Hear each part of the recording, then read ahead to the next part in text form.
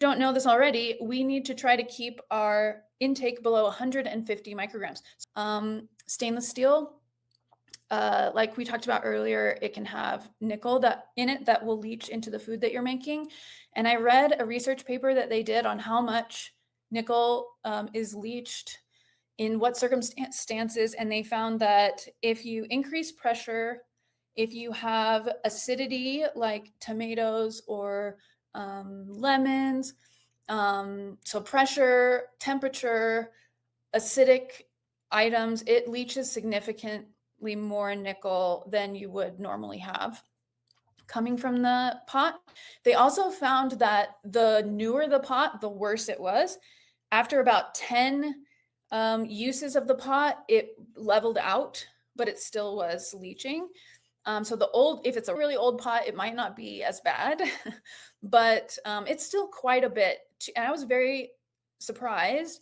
Um, I think I quoted the paper. The 10th cooking cycle resulted in an average of 88 micrograms of nickel and 86 micrograms of chromium leached per 126 grams serving of tomato sauce. This was in like a tomato sauce.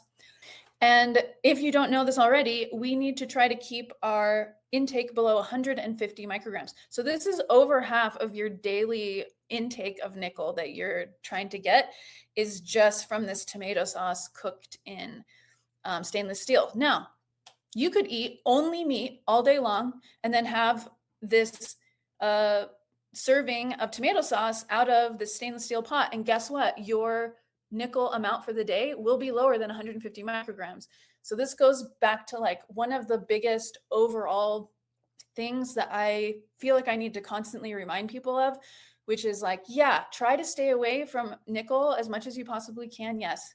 But also it's a threshold allergy.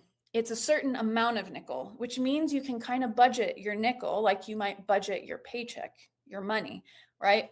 If you really want some chocolate today and you know that the chocolate amount that you want to have is like 90 micrograms of nickel in it, well, then enjoy the chocolate cake and take a lot of vitamin C with it, because vitamin C can help grab onto the nickel before it even gets into your digestive gets into your bloodstream, and you'll poop it out. And so it'll grab onto some of that nickel and keep it from getting into you.